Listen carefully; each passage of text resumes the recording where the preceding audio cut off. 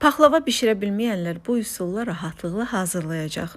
Əvvəlcə xəmiri yoğururuq. Bilirsiniz ki, ən gözəl şirniyyatlar doymaqla hazırlandığına görə elə bu dəfə də doymaqdan istifadə etdim.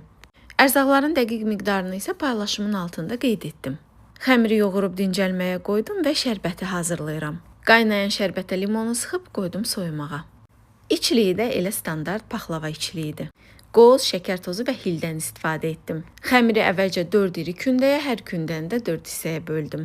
Gördüyünüz kimi xəmiri biraz açıb, yağlayıb, üzərinə də içlikdən əlavə edib rulet kimi bükürəm.